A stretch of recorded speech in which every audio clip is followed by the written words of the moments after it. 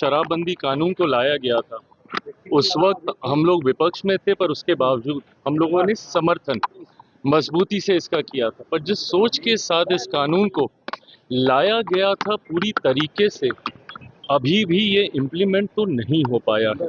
देर से आना नेता प्रतिपक्षों की आदत सी बन गई है। भले वो लोकसभा में नेता प्रतिपक्ष हों, भले वो बिहार विधानसभा के नेता प्रतिपक्ष हों, जब सही मायनों में छात्रों को इनकी ज़रूरत थी, उस वक्त ये राजनीति कर रहे थे।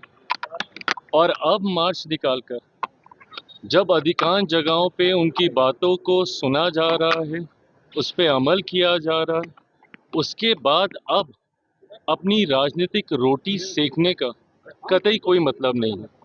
एक बात तय है कि छात्र अपने में आज की तारीख में सक्षम है, युवा पीढ़ी अपने में सक्षम है अपने हितों को, अपनी बातों को सरकार तक पहुंचाने के लिए।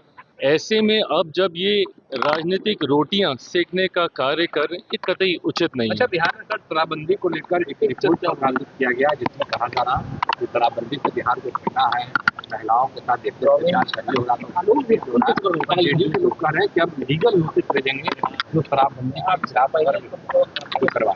देखिए, ये बात पहले तो ईमानदारी से कबूल करनी होगी कि जिस तरीके से, जिस सोच के साथ शराबबंदी कानून को लाया गया था, उस वक्त हम लोग विपक्ष में थे, पर उसके बावजूद हम लोगों ने समर्थन मजबूती से इसका किया था। पर जिस सोच के साथ इस कानून को लाया गया था पूरी तरीके से, अभी भी ये इम्प्लीमेंट तो नहीं हो पाया है।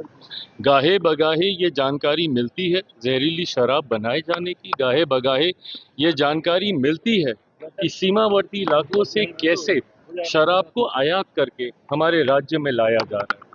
ये जन जागरूकता का विषय है, लोगों को ये समझाने का विषय है कि इस तरीके के कानून की ज़रूरत क्यों है। क्या हम लोग पूर्णतः वहाँ तक पहुँचे हैं? मुझे नहीं लगता कि हम लोग अपनी उस सोच में अभी तक कामयाब हो पाए हैं।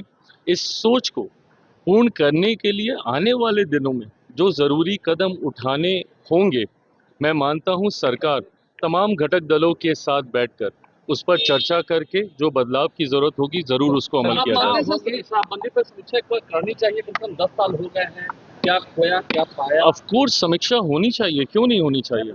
आपको इतना तो पता चलना ही चाहिए कि आपने जिस सोच के साथ इस कानून को बनाया था, क्या आप उस सोच को पूरा कर पाए। जिस जागरूकता अभियान के साथ आप इसको गांव-गांव तक लेकर जाने का प्रयास कर रहे थे, क्या उसमें हम लोग सफल हुए? सफल हुए तो कहाँ तक, नहीं हुए तो क्यों नहीं हुए?